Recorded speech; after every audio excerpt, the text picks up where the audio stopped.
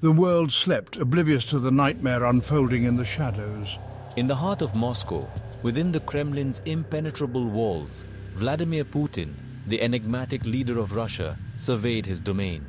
His gaze, cold and calculating, swept across a map of the world, his fingers tracing the contours of continents. Across the globe in the forbidden city of Beijing, Xi Jinping, the inscrutable paramount leader of China, mirrored Putin's steely resolve.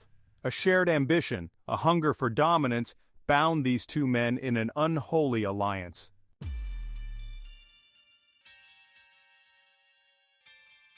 The air crackled with tension, a palpable sense of foreboding settling over the world. Inside the Kremlin's war room, bathed in the glow of strategic displays, Putin addressed his generals, his voice low and menacing.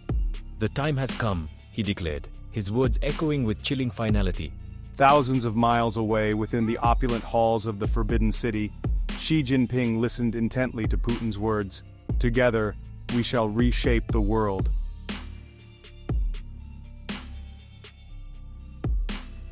The world awoke to a new reality, a nightmare painted across the canvas of the sky. In the blink of an eye, the skies over Europe erupted in fire. Russian missiles, a deadly rain of steel and fire, slammed into NATO bases, airfields, and command centers. Across the Pacific, Chinese warships unleashed a barrage of hypersonic missiles, targeting American naval installations and crippling the Pacific Fleet. The old world, the world of fragile peace and uneasy alliances, lay shattered.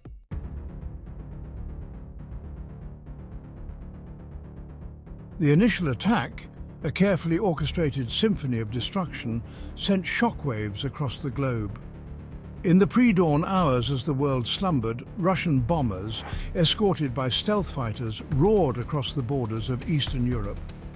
Their targets, NATO air bases, command centers, and critical infrastructure. Simultaneously, in the vast expanse of the Pacific Ocean, the Chinese military unleashed its fury. Hypersonic missiles, impossible to intercept with current technology, crippled the US 7th Fleet.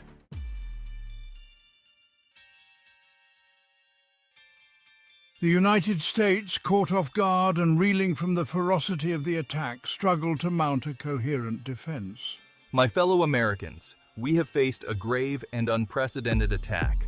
But let me be clear, we will respond with the full might of our military and the unyielding resolve of our people. Across the country, panic gripped the populace. Images of burning cities, fleeing refugees, and the grim reality of war flooded television screens. The stock market crashed, the economy teetered on the brink, and the fabric of American society, already frayed by years of political and social division, threatened to unravel.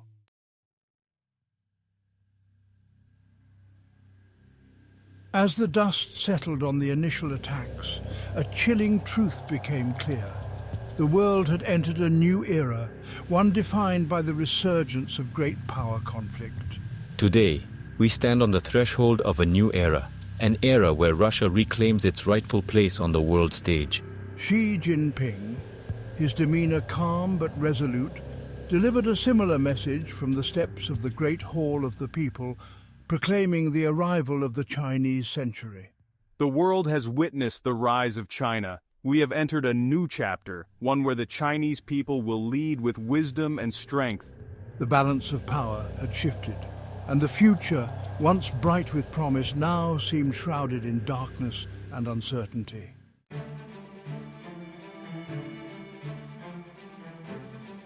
The world watched in stunned silence as the initial shockwaves of the Russo-Chinese offensive reverberated across the globe. Deep within the bowels of the Pentagon, a different kind of storm was brewing. General Catalin Audi, the youngest five-star general in American history, had been thrust into the crucible of command. We've been dealt a heavy blow, but we are not broken. The enemy has awakened a sleeping giant. It's time to remind them what that means. His words, though measured, carried the weight of an avalanche, a promise of retribution delivered with chilling certainty.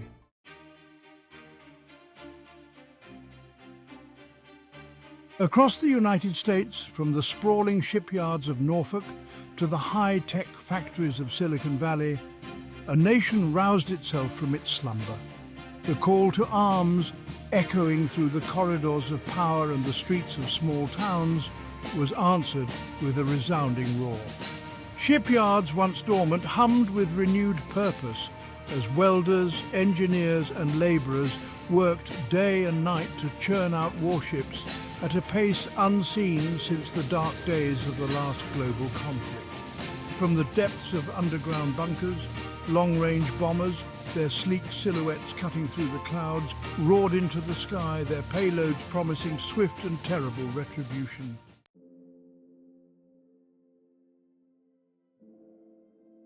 The world watched with a mixture of awe and trepidation as the United States, its industrial might fully unleashed, began to churn out a war machine the likes of which had never been seen before. We are a nation forged in the fires of adversity. We have faced down tyrants and dictators before, and we will do so again. We will not yield. We will not falter. We will prevail. His words, broadcast across the airwaves and beamed into homes across the nation, resonated deeply with the American people. Fear gave way to resolve, despair to determination. The United States, its back against the wall, its fighting spirit ignited, was preparing to unleash the full fury of its military might.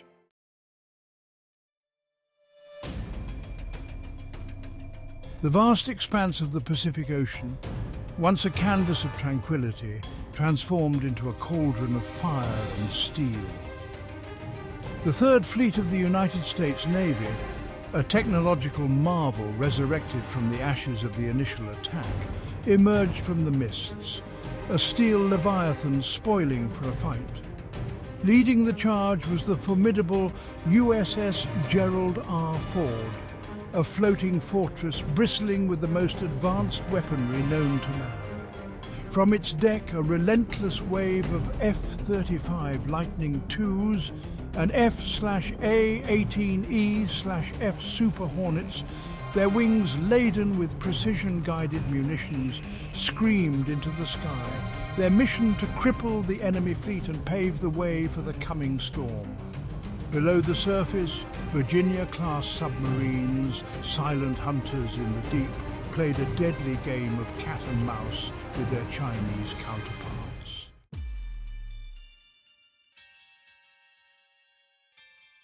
The Chinese fleet, caught off guard by the speed and ferocity of the American response, scrambled to meet the challenge.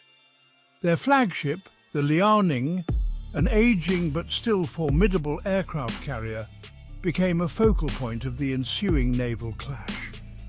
From the deck of the Liaoning, Chinese J-15 Flying Shark fighters, their silhouettes stark against the crimson sky, roared into the fray, their pilots desperate to defend their homeland from the relentless onslaught.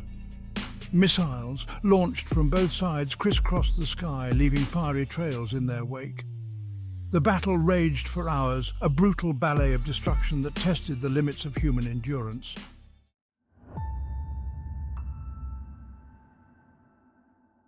The Battle of the Philippine Sea, as it would come to be known, marked a turning point in the war.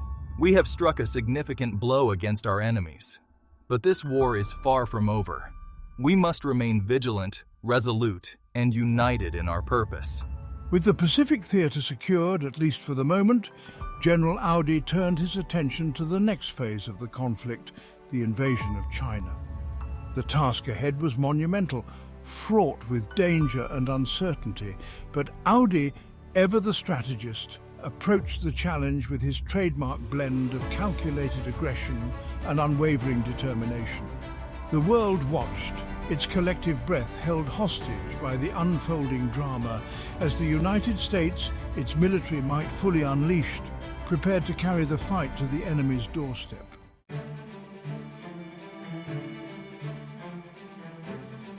The Chinese coastline, once a bustling hub of commerce and industry, now resembled a fortress bracing for a hurricane. The People's Liberation Army, vast but untested on this scale, prepared for the inevitable, a full-scale American invasion. The time for action has arrived, he reflected.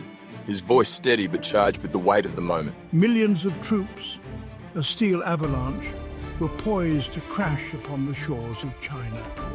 The stage was set for one of the most pivotal battles in modern history. The first wave of the invasion force surged towards the beaches, churning the Yellow Sea into a frothy maelstrom. Overhead, fighter jets and attack helicopters roared, providing cover. As the first boots hit the sand, a storm of fire erupted. Chinese artillery batteries unleashed a thunderous barrage. Machine guns chattered, tracers cutting through the air. Rockets streaked towards the landing craft. The air crackled with tension and the smell of cordite. US Marines charged, their rifles blazing. Explosions rocked the beach, sending debris skyward. The cries of the wounded mingled with the roar of battle. Despite heavy casualties, the Marines pushed inland, fueled by adrenaline and belief in their cause. Shanghai, a sprawling metropolis of concrete and glass, had transformed into a labyrinth of shadows and death. The streets, once teeming with life, were now eerily deserted. The fighting in the city was brutal, a deadly game of cat and mouse. Snipers perched atop buildings picked off their targets with chilling precision. General Audi, directing the battle from a forward command post, watched with a mixture of pride and concern. His troops, though wearied, fought with courage and determination. The Chinese resistance was proving to be far more tenacious than anticipated. The battle for Shanghai would be a pivotal moment in the war. While the world watched the fiery clash in the Pacific, General Audi made a daring strategic gamble. Instead, he opted for a bold flanking maneuver through Siberia. Siberia, a land of frozen tundra and dense forests, was Russia's Achilles heel. Its vast distances and brutal climate made it a logistical nightmare. Audi saw an opportunity in this apparent weakness.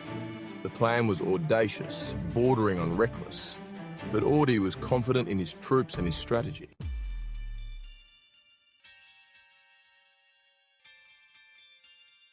Section 2. Into the White Hell. The first snowflakes of winter, harbingers of the coming storm, fell upon the advancing columns of American and NATO troops as they crossed the border into Siberia. The landscape, a vast expanse of snow-covered plains and frozen forests, stretched before them, a stark and unforgiving vista. The cold, a bone-chilling, soul-sapping cold, unlike anything most of the soldiers had ever experienced, settled upon them like a shroud. The air itself seemed to crackle with static, and every breath formed icy plumes that hung in the still air. The challenges of fighting in such an unforgiving environment were immense. Engines struggled to start in the sub-zero temperatures, weapon systems malfunctioned, and even the simplest tasks, like changing a tire or digging a foxhole, became Herculean efforts. But the soldiers, hardened by months of combat and driven by a fierce determination, pressed onward. They had trained for this, had prepared themselves mentally and physically for the rigors of winter warfare. They knew that the enemy, accustomed to these conditions, would be waiting for them, would use the environment to their advantage.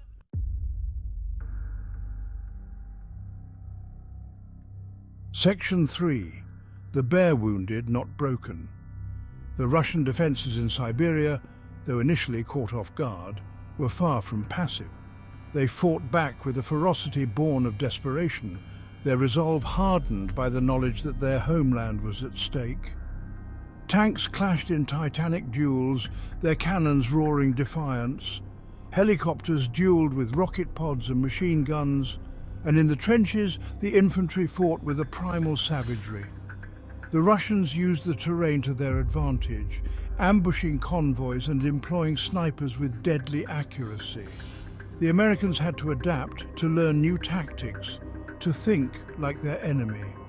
The campaign in Siberia was a brutal attritional struggle, but through it all, General Audi never wavered in his resolve. He knew the stakes were too high to allow anything less than total victory. And slowly, inexorably, the tide began to turn. The capture of Novosibirsk marked a turning point in the campaign. The bear, though wounded, was not yet broken.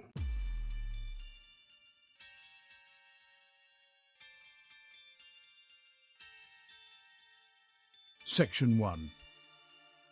The 11th hour. The world held its breath as the spectre of nuclear annihilation loomed large. From the depths of the Cheyenne mountain complex to the bunkers beneath Moscow and Beijing, a chilling calculus of survival unfolded. Inside the Kremlin, Putin clutched the nuclear launch codes, his finger hovering over the button. In Beijing, Xi Jinping faced a similar agonizing decision. In Washington, D.C., the president huddled with his advisors, their faces illuminated by strategic displays.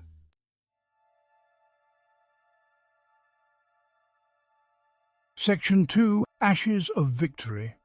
General Audi, his uniform stained with the grime of war, stood on a hill overlooking the ruins of Beijing.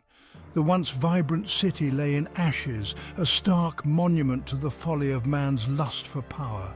The war was over, the enemy had surrendered unconditionally, but victory, Audi knew, was a double-edged sword. The cost of victory, measured in lives lost and cities destroyed, was almost too high to bear. He raised his field glasses, his gaze sweeping across the desolate landscape. The air, heavy with the stench of death and decay, carried the faint echoes of battle. Audi felt a profound sense of emptiness wash over him. This was not a victory to be celebrated, but a tragedy to be mourned. And as Audi stood there, amidst the ashes of victory, he couldn't shake the feeling that the real battle had only just begun.